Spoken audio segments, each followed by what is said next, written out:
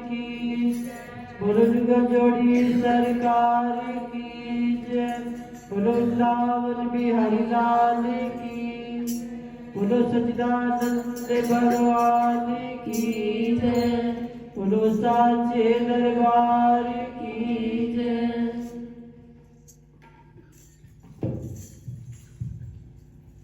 होली आई होली, मैं अपने गुरु की होली। होली आई होली, मैं अपने गुरु की होली।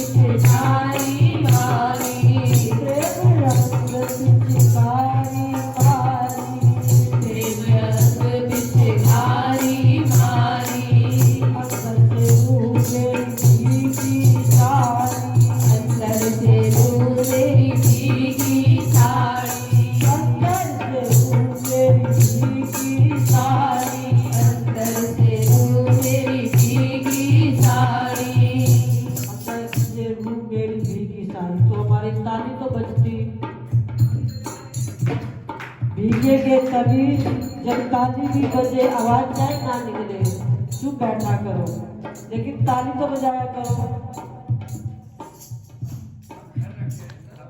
क्योंकि बोलने का काम तो हमारा घर में होता है, बातों में होता है। यहाँ बोलेंगे तो सारी एनर्जी हमारी समाप्त हो जाएगी ना। यहाँ बोलकर जाएंगे ना तो घर के अंदर घंटों बोलेंगे। क्योंकि एक चीज की बढ़ोतरी होती है या नहीं होती? एक चीज से 10 मिलते। अगर एक बार यहाँ बोलेंगे ना तो घर में 10 बार बोलेंगे। कभी एक मिलने के लिए आए ना तो 10 मिलने के लिए आएंगे, तो 10 के साथ वार्तालाप होगी। तो बात अच्छी है या बुरी है? क्योंकि यहाँ हर चीज 10 गुना मिलती है, तो 10 गुना मिलती है। एक बार भजन बोलेंगे गुरु महाराज जी का तो घर परिवार के अंदर 10 के साथ बोलना पड़ेगा। अगर यहाँ नहीं बोलेंगे तो वहाँ 1 के साथ बोलना पड़ेगा। तो 10 के साथ बोलना है या 1 के साथ बोलना है? कहते हैं 10 के साथ, क्योंकि जितनी बातें होती रहेगी ना संसार में उतना अच्छा। 1 के साथ तो सारे बोलोगे भी सही, ताली भी बजाओगे। मेरा भीगा अंग मुझे चढ़ाना रंग, मेरा भीगा अंग मुझे चढ़ाना रंग, अपने गुरु की होली आई होली, मैं अपने गुरु की होली आई होली, मैं अपने गुरु की होली।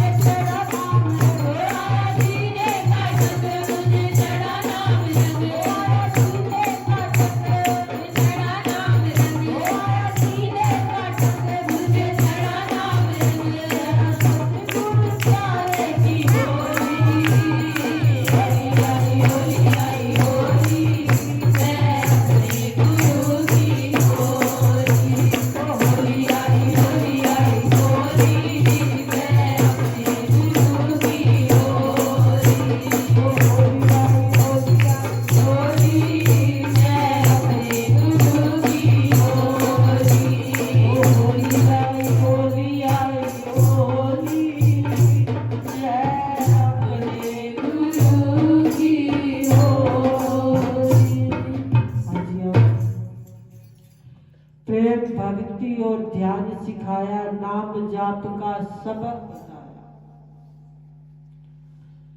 जीने का ढंग सतगुरु ने बताया। मैं अपने गुरु की होली, मैं अपने सतगुरु की होली। कितना सुंदर त्योहार, प्रेम उमंग का त्योहार, रंगों का त्योहार, अपने मन को भी भिगाने का सतगुरु के सिमरन से। हमें गुरु महाराज जी ने नाम दिया तो हमारे जीवन के सारे दुख खत्म हो गए, सारी परेशानियां गुरु महाराज जी ने अपनी तरफ खींच दी, सारे दुख हमारे मिटा दिए गए एक नाम का जाप सिखाने से। कितनी कृपा हो गई। जीने का ढंग गुरु महाराज जी ने सिखाया, वरना हम जी नहीं पाते। संसार में किसी से भी पूछो, सब दुखी है। कोई तन से दुखी, कोई मन से दुखी, कोई धन से दुखी है। सुखी कौन है? जो सतगुरु से नाम दीक्षा ले लेता है, उनका बन जाता है। हम भी किसके होले? सतगुरु के होले। फिर देखो गुरु महाराज जी, चिंता मेरी मिट जाएगी, दुखड़े सारे मिट जाएंगे जब हम सतगुरु महाराज जी के हो लेंगे। बस हमने उनका होना है और उन्होंने हमारे जीवन के सारे दुखों को खोना है। हर कोई चाहता है मेरे जीवन के अंदर सुख आए, आनंद आए, मेरे जीवन की सारी तकलीफें खत्म हो जाए।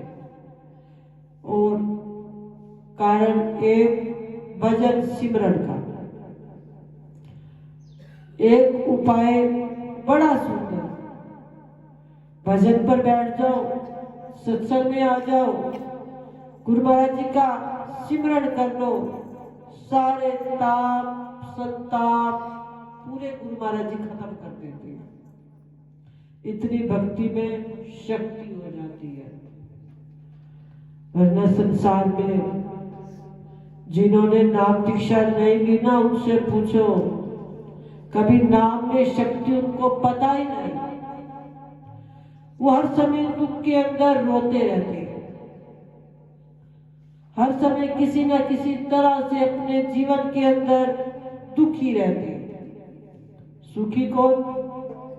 जो सतगुरु का प्यारा हो जाता है, सतगुरु से नाम ले लेता है, गुरु महाराज जी उसके ऊपर कृपा कर देते हैं, रहमत कर देते हैं। अब मीराबाई को देखा, मीराबाई के गुरु कौन थे? रविदास जी, जिन्हें रविदास जी भी कहते हैं। अब मीराबाई कहाँ रहती थी? महलों में। और रविदास जी कहाँ रहते थे? झोपड़े में। अब किसी ने बात कर दी, मीरा तू एक सेविका होकर, एक दासी होकर तू महलों में रहती है और तेरे गुरु जो तारनहार है, सबके ऊपर कृपा करने वाले हैं, वो कहाँ रहते हैं? झोपड़े में। और झोपड़ा भी कैसा है? ना जाने कब से बना हुआ, टूटा फूटा, पानी बहता रहता है, उसमें से धूप आती है। क्या सेवक का धर्म होता है? वो अपने गुरु को इस दुख तकलीफ में देखे और आप अंदर आराम करता रहे। अब मीरा को बड़ा दुख हुआ, मीरा को बड़ी तकलीफ हुई कि मैं यहाँ आराम से महलों में रहती हूँ और मेरे गुरु जंगल के अंदर झोपड़े में रहते हैं। इतने दुख सहते हैं। और मीराबाई ने मायके से मिला एक हीरा, उसने अपने पल्लू में बांध लिया, पल्लू में बांधी और गुरु रविदास जी के आश्रम में पहुंच गई। चरणों में नमस्कार किया, चुपके से हीरा उनके चरणों में रख दिया। कहने लगी, गुरु महाराज जी, मुझे बड़ी तकलीफ होती है जब लोग ताने मारते हैं, बार बार कहते हैं तेरे गुरु तो हर तरह से हर चीज के अंदर बड़े मजबूर होते हैं और तू बड़ी खुशहाल नजर आती है। तेरे पास इतना धन दौलत है, तेरे गुरु के पास रहने के लिए एक खाट भी नहीं है, झोपड़े के अंदर नीचे दरी बिछाकर सोते हैं। तो ये मेरा धर्म सेवक का नहीं, सेवक का धर्म है अपने गुरु को अपने से ऊंचा। जैसे भरत जी ने जब राम वनवास को गए ना, भगवान राम कहाँ सोते थे? धरती पर, पत्तों की बिछोने पर। तो अब भरत जी ने क्या किया? धरती से नीचे खाई खुदवाई कि मैं सेवक हूं, सेवादार हूं। जहां गुरु भगवान सोए वहां सेवक को नहीं सोना चाहिए, भगवान ऊपर तो सेवक नीचे। अब उन्होंने नीचे जगह बनाई, उसके अंदर वो बैठे रहते, ध्यान करते, सोते, सिमरन करते, बड़ी नीची जगह के ऊपर, जिसे नंदीग्राम कहते हैं। अब मीरा भी कहने लगी, मुझे भी बड़ा दुख होता है जब आप नीचे सोते हो, मैं पलंग पर सोती हूँ। आप झोपड़े में रहते हो, मैं महलों में रहती हूँ। अब रविदास कहने लगे, मीरा तू तो गिरधर गोपाल की है। जो गिरधर गोपाल की सेविका, वो तानों के अंदर अपने जीवन को मिटा ले, अपने जीवन को लगा के अपने जीवन के अंदर दुख ले ले।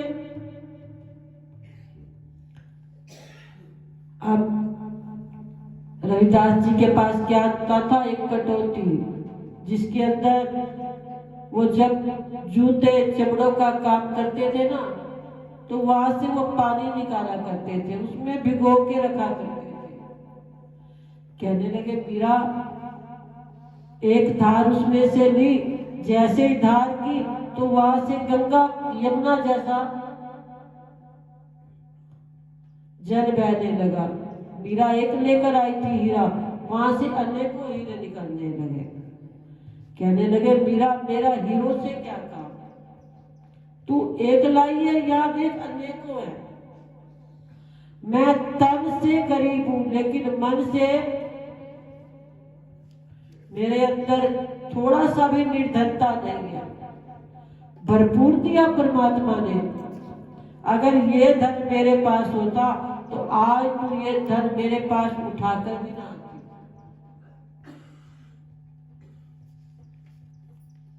अब देखो, हम किसी के पास जाते हैं, किसी को लाचार देखते हैं तो हम उसको देते हैं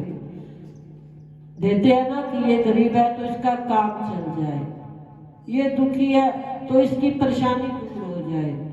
अब मीरा गई थी इस तरीके से, लेकिन गुरु रविदास ने क्या दिखा दिया कि मैं तन से गरीब हूं, लेकिन मन से, क्योंकि मुझे नाम सिमरन का रस, ये भक्ति का जाप मुझे गुरु ने समझाया हुआ है, सिखाया हुआ है, मुझे जीने का ढंग आ गया है। तो अब मैं इस संसार के अंदर क्यों अपने आप को लगाकर अपने जीवन को खत्म कर दूं? नहीं किया उन्होंने। इसलिए हमें जीने का ढंग भी हमें किसने सिखाया? गुरु महाराज जी ने सिखाया। अब देखो, हमारे घर के अंदर कितनी अनमोल वस्तुएं होती हैं, लेकिन कभी हम माथा टेकते हैं? बढ़िया से बढ़िया वस्तु रखते हैं, अच्छी से अच्छी जो संसार के अंदर मिलती है उसको लेकर आते हैं, अपने घर में सजाते हैं। लेकिन कभी हमने माथा टेका या 5 पैसे की चीज आ जाएगी ना तो वहां भी सिर, हमारे घर के द्वार कितने सुंदर बने होते हैं लेकिन कभी हमने माथा नहीं टेका। यहाँ चाहे मिट्टी का बना होगा गुरु दरबार का दरवाजा, दहलीज, लेकिन वहां भी हमारे सिर, क्योंकि यह नाम की दौलत से सतगुरु महान होते हैं, हस्तियां उनकी भरपूर होती हैं और हम संसार की दौलत को लेने के लिए अपनी जिंदगी सारी बिता देते हैं। जो हमारे साथ नहीं जाएगी, हमारे साथ क्या जाएगा? हमारी नाम की दौलत, कमाई साथ जाएगी।